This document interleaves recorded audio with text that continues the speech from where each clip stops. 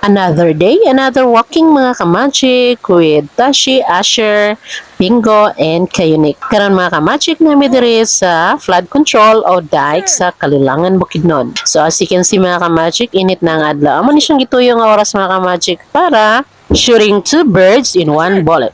Why? Because maka-walking jog na ka at the same time ma-feel pa nimo ang init sa adlaw, which is diya ka makakuha og natural vitamin D. Para sa asa ang vitamin D gikan sa adlaw mga kamagic. Ang vitamin D importante kaayo sa lawas. Nga naman, so mga kamagic mo na siya ang iyahang importance. Number 1, para sa kusog nga bukog ug ngipon.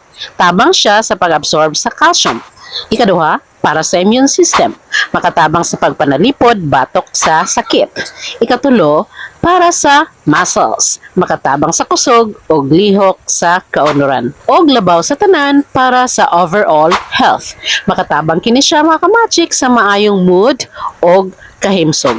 Apan, inyong timanan nga ang pagpainit sa adlaw mas maayo sa kabuntagon lamang. Morning sunlight ang advisable mga kamagic.